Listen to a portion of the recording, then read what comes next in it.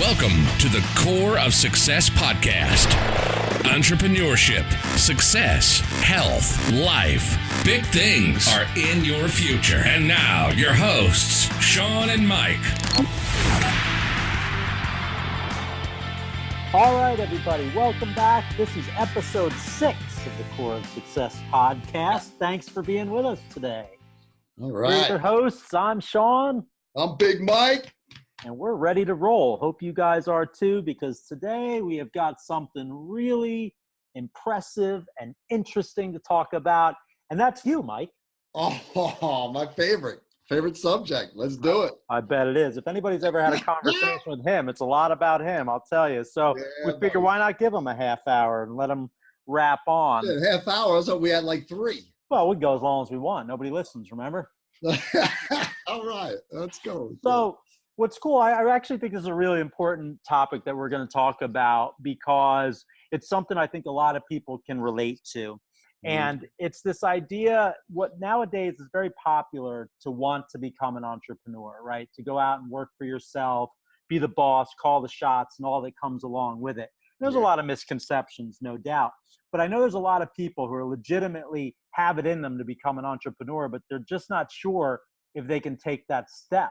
And I think your story is going to be really inspiring to a lot of those people, because in contrast to me, I've been an entrepreneur my whole life. It's all I've really ever done, where you had a career before this, but you made a leap.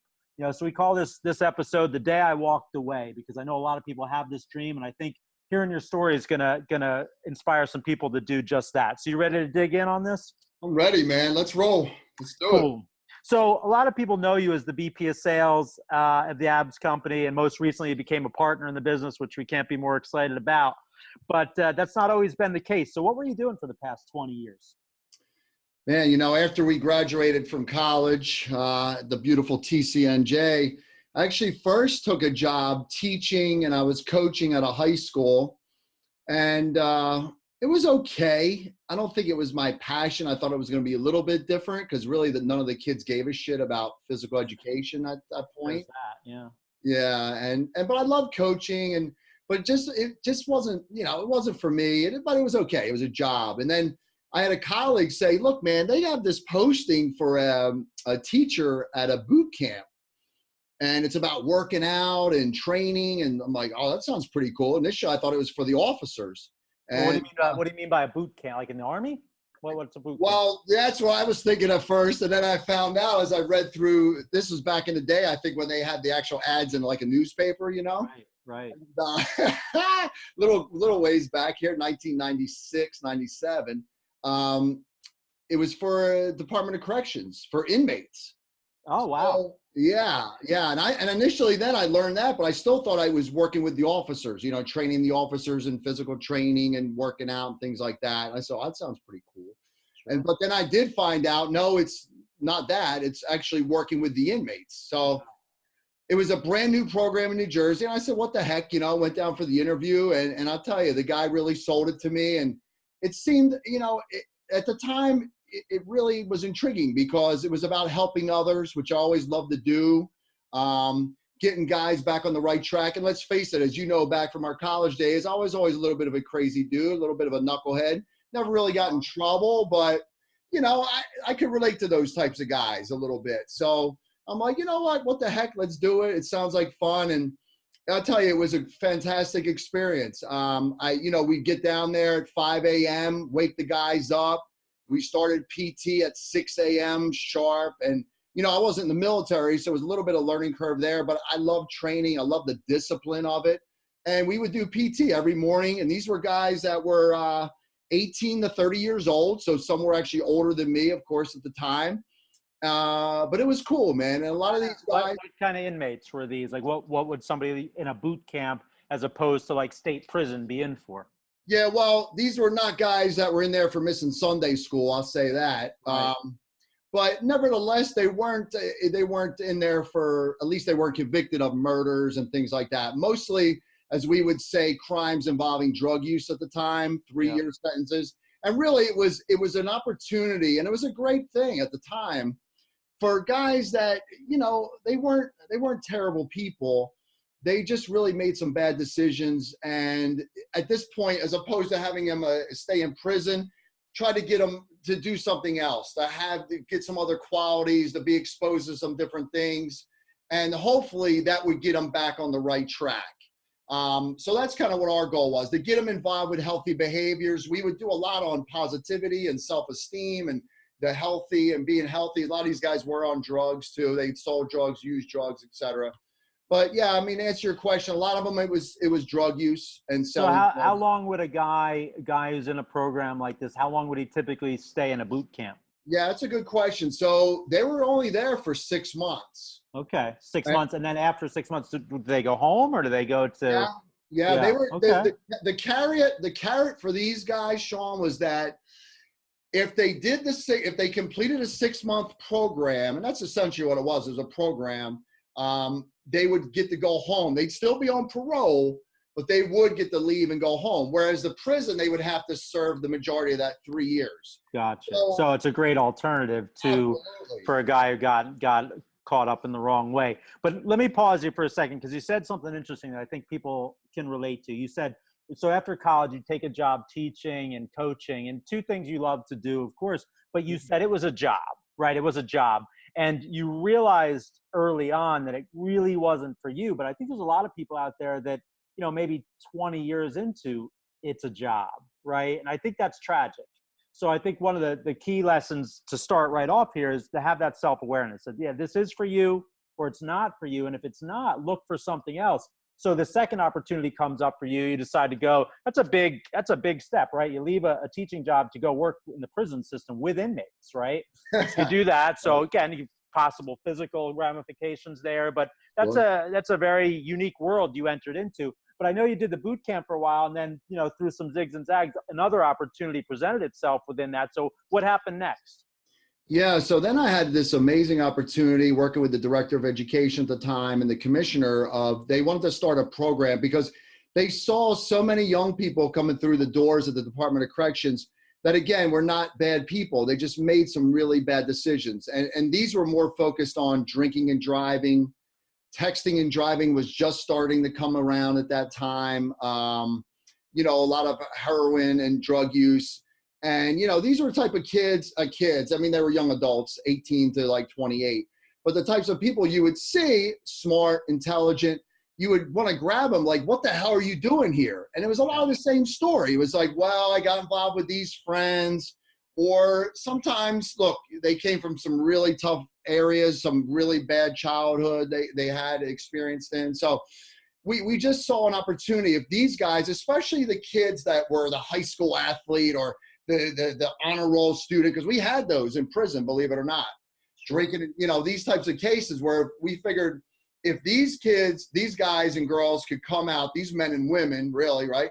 They would come out and share their story with middle school kids, with high school kids, then it just may have an impact, because some of the other stuff they were doing in schools at the time just wasn't working. But you bring someone that looks like you, that sounds like you, that comes from a family like yours, and now they're in prison with a lot of people that are not like you, that gets your attention, right? So yeah, we did that, and I'll tell you, it was pretty fantastic. I mean, the impact right away, like, because you remember back in high school, typically you'd have, and we had big crowds too, man. At first I was reluctant. We had, 800 kids in an auditorium and 1,000 kids. And I was like, whoa, I don't know, man. Like, I don't know how this is going to go. Are the kids going to start throwing shit? Do they care? But I'll tell you, from the very beginning, I knew we had something, because as soon as I introduced the first presenter, as I would call them, the first inmate speaker, you could hear a pin drop. That's amazing. Because the students were interested. It was different. They wanted to learn. And when they wanted to learn, they were fascinated by it. Like, how the hell did he get there? Or why'd they get there? And it just was a very unique take on how to get that message across, as opposed to the officer, as opposed to the teacher, as opposed to the mom and dad, right? From this person that admittedly said, look, man, I messed up. And if you keep doing the same stuff, you're going to be like me. So it was very powerful in that respect. Yeah, I mean, I think that's interesting because, here at the Abs Company, one of our core values is around innovation, right? We take risks to innovate because we're not afraid to fail. But a program like that is a true innovation. You're taking these aren't people that used to be an inmate These aren't people that maybe, oh, if you go speak to these kids, you won't be an inmate. These are actual inmates, and you were taking them out and bringing them to the schools and really making an impact. So that was a gamble, right? It was a gamble on two fronts. One, the Department of Corrections to implement a program like that. And fortunately for them, they had somebody like you at the helm, which really drove that. I know, because you did it for a long time. But the second thing was that it was another risk by you, right? You had a good job teaching. You left it to go to the boot camp. You had a good job in the boot camp. Again, you left it to say, hey, I think I can do something more. I can have a greater impact. I can move forward with this.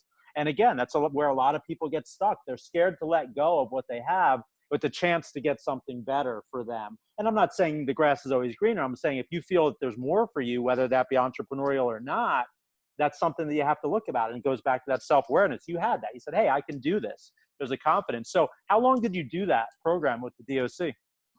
I did that program for, I believe, about 16 years, 17 years, actually, because I was with the DOC for 20 years, And going back to your point, though, too, is I actually had folks at the boot camp tell me, like, what are you, crazy? You're going to go work uptown, which was in the administrative area. Trenton, you got a great thing here. Nobody messes with us here.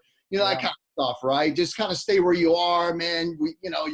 People love you down here. It's a great thing. And you're right. At that time, I even said it was exciting for me to do something different, where I saw, like, no, in this program, it never existed. And most programs, keep in mind, for the DOC would literally last 3 to 4 months, and then they would crash and burn. Wow. And you're hoping there's something else for you. Yeah. Because just the leadership and a lot of the programs, but I saw something in this, and I said, you know what, shit, I can make it work. If anything, I thought I could. And then, listen, a lot of that comes down to the execution, right? Ideas are great, but ideas are great only if you execute on them. And this was an idea, and you executed, and that's why I kept going for 17 years. I mean, that's incredible. And I believe it's still going on today, right? It Even is. After you left. Yeah, it is, man. Because of the foundation that you built. You should be proud, because it's impactful work. I mean, I've attended some. I saw the impact that it had, and it's great that they're still doing it. But in 20 years in a government agency like the Department of Corrections, you had to see people that were lifers, right? This is the only job they ever had. They were going to ride it out to retirement. And there are people that go in jobs. There's nothing wrong with that. I come from a long line of civil servants in my own family. Police officers, firemen, military, so on and so forth. And all due respect to all of that, if that's your calling, right? But what did you like about that type of setting? And were there maybe some things that you saw that, you know what, that's really not for me? I really like the camaraderie of the workforce there, of the officers. And shoot, I'll tell you, I enjoyed working with the inmates. Yeah. I really did, and helping them, because oftentimes they would go home and then they would write a letter or somehow get in touch with me saying how they were going to college or they got a new job. So that was pretty cool. I like that, I think it was a lot of it's a camaraderie. And look, let's face it, the security of that job too. You wake up, you got that, it's there, for the most part. Is a good security, good benefits, that kind of stuff, But I do recall being at a retirement party. And it was a guy, and look, I've been to a few because I had 20 years, right? So at the end of my career, some of the guys I started with were retiring at 25 to 30 years. And I do remember being at a retirement party, and, everybody was saying a little speech, and they gave them a little something to watch or something like that. And I just said, that's not going to be me. And at the time, I really didn't even know where I was going to do it. But I said, I doubt that's going to be me. I just didn't see that. And again, like you said, nothing wrong with that. Great career. They seemed okay with it and happy, but it just wasn't. I was like, I'm going to be doing something different. I don't think I'm going to make the 25 years here. And sure enough, I didn't. Yeah. I mean, it's amazing though, because and we'll talk about a little bit later about what you actually walked away from in doing that. But what's interesting also about your story is while you were doing all of that, you were working with the abs company. Now, most people thought that you were full-time until you told them, right, that you actually do this. But you were literally here from day zero, right? I called you up. We've told this story before. You came down, you checked it out. You were the first model because you're the only one I could afford. It was free. And then you started coming to trade shows with me because, I needed someone, again, cheap labor, and we knew we'd get along. And that's kind of where you unearthed this ability to sell and really relate to people. And I think, all the training you had in the DOC served that as well, because you were relating to all kinds of people within the DOC. Good point. And it crossed over. But, some people would call that a side hustle. You were kind of running two things at once. What did you learn from that experience? And would you recommend that others who are thinking about an entrepreneurial journey start that way, or just jump right in from the get-go? That's a great question. I learned a lot, number one, about obviously the products that we had. At that time, you kept expanding the product line, which was awesome. And I love that. And I learned about the business, and I started to create relationships. Like you said, even if I was part-time, many folks besides my closest friends, they really didn't know about the DOC. And it's not like I wasn't proud of it. I just didn't know how that would come across, right? Yeah. So like, oh, this guy's part-time. Is he bullshitting? Is he real? So Yeah, they're going to be here when I need them. yes, right. So that was kind of a thing. But I'll tell you is, being able to establish relationships with some of the bigger brands that you gave to me at that point to work with, I really like that, even the mom and pops. But yeah, I mean, that was a great experience because I got to see, for the most part, not all the way, as we'll talk about in a moment, but for the most part, the nature of the job, if you will, and the nature of the work and what you were doing. So I think it was a fantastic opportunity that you offered to me, and I was really fortunate to have it for sure. Yeah, I go back and forth, not with you, but with this whole idea of the side hustle, right? Yeah. I think when you have the opportunity like you did to try it, Yes. it's great. And you can really learn a lot, like you said, but there comes a point, in my opinion, that you go all in, all out. And I remember one time we were at an event with Retro Fitness. Eric Casaberry was there, and we had this very conversation. Those were his words. He said, "All in, all out, man. You got to pick it." And I think you get to that point, and that, as you'll see in a minute, I think that's where you started to go. But I would suspect as you were going through that journey where you were doing both gigs, you were starting to feel a pull, right? You were starting to feel a pull away from the DOC and more toward, man, this is what I really want to do. And when you started to feel that way, what prevented you from making that leap? Why did you stay? I think at that time it was a lot of it was the security of the job, of course, right? And what I built up, and kind of like, shit, man, I've been here this long. I deserve that pension. I deserve those benefits. I'm sticking in. I'm not a quitter, right? I'm not going to quit here. So that was the thing of it, but as we went on, you're right. I mean, it was definitely pulling me, and I could see like, this was my passion. Like, this is what I really wanted to do. And the DOC, unfortunately, despite, I love doing the Pride, but all the other, Pride was the program we ran, all the other stuff really became a job. Yeah. And I quickly learned too, that if you're trying to do two things well, it's not possible. Something's going to suffer. And I really put a lot of my energy into the abs company and what we were doing, because I really believed in it. And some of the other stuff is like, I was on autopilot, and I was like, you know what, that's not my style.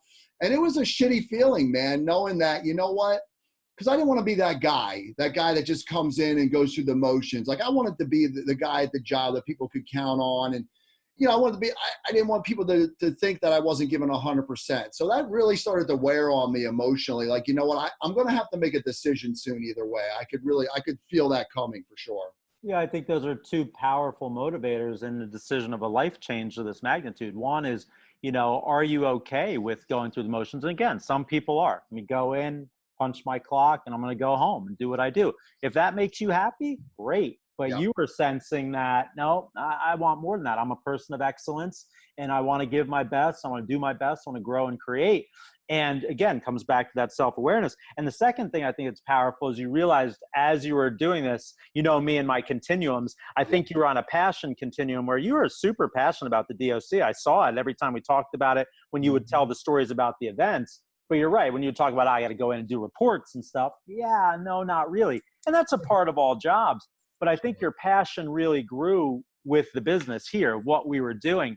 And that's the magic, right? When you find that thing that you're truly passionate about, it's going to give you that courage to make the leap, right? To take that next step, to go on and really chase that passion, because you really only have one shot to do it.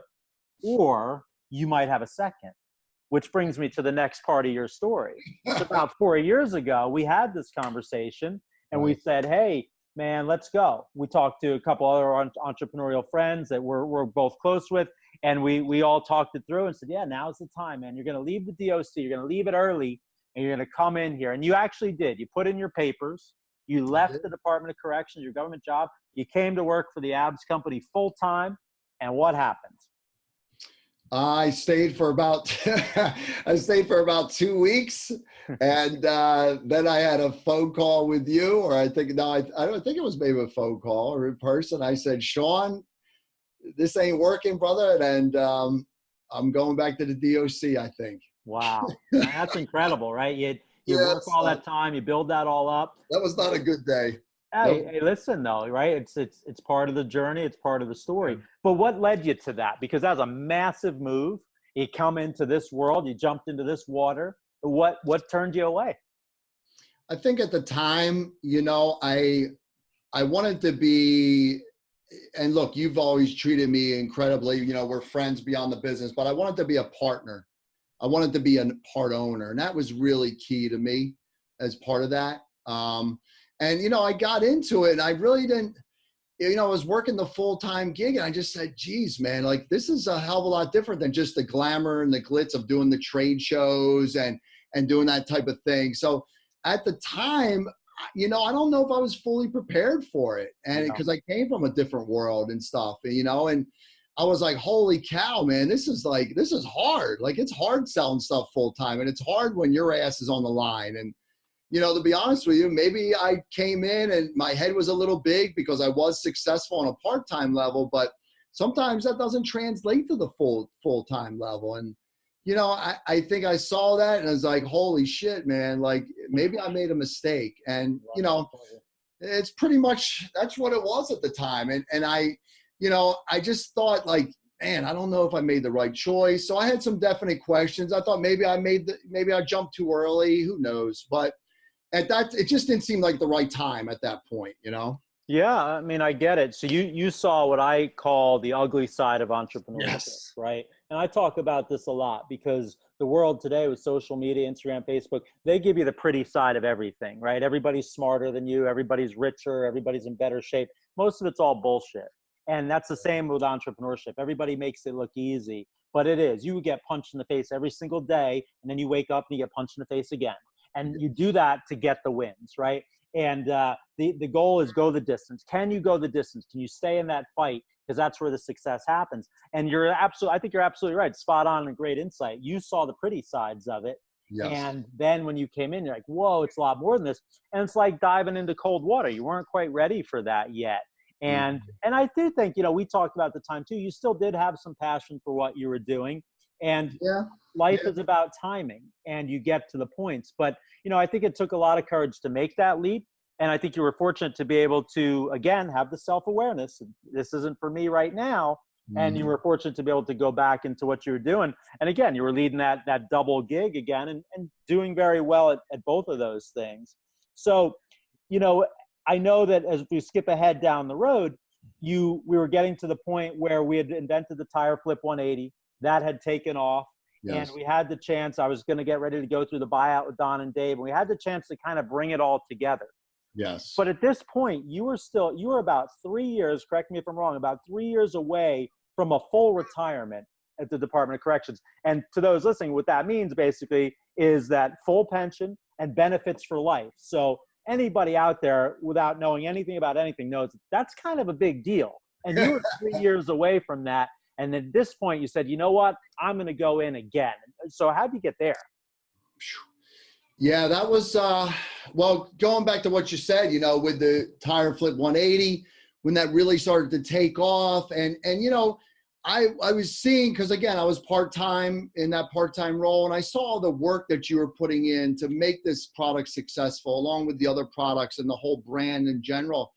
I saw that. I didn't think it was fair, number one, to you, and it wasn't, and that bothered me. And the second thing was really, most importantly, I saw the passion and the leadership that you had and you were bringing to the company at that point. As far as going to the next level in the company, I saw that. And I didn't see that in the DOC. Like, you're a really hard charger. You push people, you push me, you push all of us to be at our best. And I wasn't getting that anymore at the DOC. It was kind of like, it's autopilot and I could cruise around. But with this, I saw that. I said, you know what? With the tire flip and with the direction of the company, especially under your leadership, I said, you know what, if I miss out on this, I know I'm going to regret it. I just know I am, because I saw where you were taking the company and I said, this is something that I have to be a part of, or I know I will regret it. And look, when I came back to the commissioner again and I told him straight up I was leaving, he basically, hey, buddy, you again? yeah. He thought I was joking, you know. He said, yeah, right. And I said, no, this time it's for real. And we sat down and he said, I think you're a moron for doing this, but hey, go for it. You know, if that's your dream, that's your goal. And look, I had family members and things like that were like, really? But I'll tell you, you know, it was something that I just knew in my heart at that point that this was it. And there was no going back this time. Like, I knew that, right? Going in. I think that was a part of it too. Like, and they said that, look, there ain't no coming back this time, Mike. And I said, you know what? I'm cool with that. Thanks for all the opportunity here, but I'm on to bigger and better things. And that's yeah, really, I mean, that's the true definition of burning your boat. yeah. There was no chance that they were going to take you back a second time there. No. And They were pissed. you left yourself no out at that point. But I think you touched on a very powerful emotion, and that's regret, right? Yeah. They say that one of the most powerful things you can do is go to an old folks home and speak with them, and Oh, see the regret in some of their eyes about the things that they didn't accomplish. That's right. It's not about as often the things that they did or the chances they took and missed. It's about the things that they didn't try. And you're right. I think you would have went through that, you know, okay, you would have had your pension, this and that, but the ship could have sailed by then. You know, Absolutely. who knows what's going to happen with it. And you had to step up and take your shot. And I think that that's another very important step in deciding whether or not to take this entrepreneurial journey. Are you passionate about being an entrepreneur? Or you just want to be a boss? Or do you really see an opportunity to create something special, change the world, have an impact? And if you didn't take it, how would you feel? Right. And if that answer is, man, I couldn't live with myself, you got to go for it. And in none of your talk here did you say, oh, I went for it just because I was tired of having a boss. I was tired of being told when and where to be. You didn't say that, because those are not reasons to be an entrepreneur. It's the passion. It's the self-awareness. It's wanting more than just a job. It's all those things that led you to where you are today. But let me ask you this. So now you've been doing it for over a year. You know, you left. I don't think you've ever looked back, but what surprised you about the journey? You know, now that you're in it full time, and I know you had a taste before, but now that you're really doing it full time, is there anything that really said, whoa, I wasn't expecting that one? I think being a part of the leadership, and I did have some leadership. I did have some leadership responsibilities when I was at the DOC, but this was different for me. You know, it's easy to talk about being a leader, right? It's easy. That's the big thing. You know, be a leader, but to really do it and to really lead by example and to really take on the fact that, look, man, like if I'm a shitty leader, it could really affect people's lives in this company. Like they may not eat, they may not have food on the table. And that's a little drastic, obviously, but that's a reality in sales and in a business that I quickly learned. Like at the DOC, man, like if you weren't a good leader, you still got paid the next week and it wasn't going to crash. Where in business, like, look, man, every decision is critical and you're affecting not only yourself and your well-being, but those others in the company. Right. So I think that was a real eye opener. And that's like, man, this shit's serious, man. Like, there's a lot of pressure that a lot of people don't, you know, people want to play entrepreneur, don't understand that pressure. You know, if you're a company like ours that has never taken on a dollar of financing, doesn't have any money tree growing out in the back of the office here, every dollar is coming from the decisions we make in the sales. So that's a tremendous amount of pressure. And you're right. It's one thing if you're a solopreneur and you're like, okay, I'm out there doing my thing, but we have a team and they do rely on us and we do feed families and put kids through college and do all these things that this team requires of us. And that's something I take very seriously as an entrepreneur. And I think you feel some of that pressure, you know, in this type of leadership role. Was there anything about the workload or the, you know, how much you know, effort it really takes to get things done on that daily basis to full-time versus part-time when you're maybe just handling an account? Did that take you by surprise at all? Or were you expecting that? Yeah, that did as well. I mean, just how damn hard it is to get a sale. Yeah. Yeah.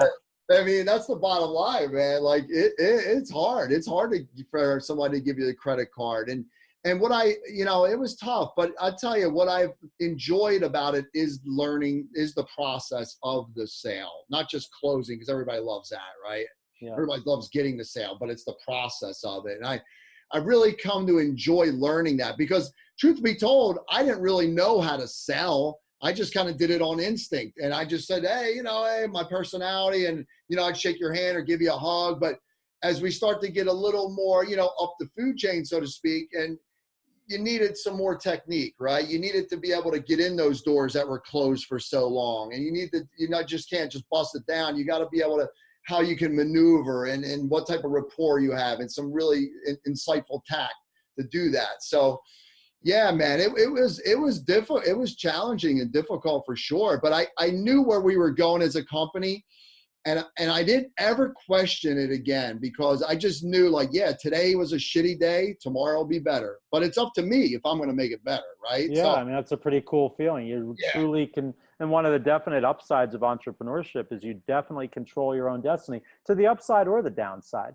We see a lot of people that we know, they're playing this entrepreneur game, and they're not putting in the work. They're making the excuses. Well, what do you think's going to happen? Right? It's nobody's there to bail you out. You're not getting a paycheck on Friday, right? It's all on you. So but that, for certain people like you and me, we love that challenge of controlling our destiny. Some people just want the idea of entrepreneurship, and that's a mistake. Do you ever still worry about making it? Now that you've come out and I know you're supporting your family and you're doing all the things that you do. And here you are, you're on this island of entrepreneurship. Do you worry about that? Oh, every day. I look every day, every day, man. Not that I regret the decision I made, but every day to me, I equate it with almost like, cause we're big UFC guys, like a fighter. Every day though is the fight, and I guess I kind of enjoy that in some respect too, the challenge of it. Yeah. But it's like every day you're in it. You can't take a day. It's like, the other gig, you could cruise, man. You could take days off. And look, in any job you can, but guess what? It's going to show. Absolutely. And it's going to show. Like when we put up those weekly numbers and the monthly and quarterly numbers, like if you were cruising and you weren't putting in the work, it's going to show. Just like in UFC, man, or fighting, or any sport for that matter. If you're not putting in the work, when come time for game time, you're going to get your ass handed to you. So that's something that, yeah, man. I mean, it's every day. It's a fight. It's a struggle, but I enjoy that though. It's not something where I'm afraid of it. I try to embrace it and just say, man, let's roll. Let's do it. Yeah. And you have to be willing to embrace it. That's a good way to put it. You have to be willing to embrace that pressure that, that comes with being an entrepreneur. And sure, if we have a bad day of sales, our lights aren't going out tomorrow, but we're all attuned to the fact that it can go away in a heartbeat, things beyond our control that happened. And most of it is within our control, but it can go away in a heartbeat. And you have to be willing to accept that pressure if you're coming into this entrepreneurial game. One of the things I talk about, I've spoken to leadership team about, is the blessing and the burden. It's a true blessing to be an entrepreneur, but it comes with a tremendous burden. Like you said, oh, you want to take a day off? Sure, we can take as many days off as we like, but our customers don't care, right? The bank doesn't care. I can't say, well, I can't make the payments this month, bank, because I was on vacation. They don't care, right? It's just a blessing and the burden. So it doesn't go anywhere, and you have to be willing to take that on. I know people in jobs where when the end of the day comes or vacation comes, they can kind of check out. That's great. That must be a nice mental feeling. But for me, when I'm on vacation, whatever, and not only do I need to check in, but the real blessing for me is I want to check in. Just a couple hours. Let me see what's going on. Let me keep touching it, because the business is like another child for you, and it's a tremendous responsibility, but it's truly a tremendous blessing to be an entrepreneur. But I think in all this, I hope people are hearing that it's not necessarily for everybody. There's a lot that comes with it, and there's nothing wrong with being, an employee of a company, because there's a lot of benefits to that, and you may serve better in that role and get just as many perks in the right company. So I think there's a myth out there that everybody has to be an entrepreneur nowadays, but you've lived both sides of it, right? You've lived in the world of being in the working world, and you lived in the entrepreneurial world. So what would you say to people who are on this fence like this? What advice would you give them? I would say to really look at the situation, and be real about it. Be real, get real with yourself. As far as, like you said, do you just want to be a boss? Do you just want to tell people you're a boss? Yeah. Is there something more to it? Like, do you just want to put CEO in your Instagram profile? Right. Is there something more, right? Is there something where you're going to help impact lives? And it's got to be bigger than that. The dream, it's got to be huge. I mean, the search, the treasure has to be worth all the search, right? It's got to be big. It's got to be something bigger than you.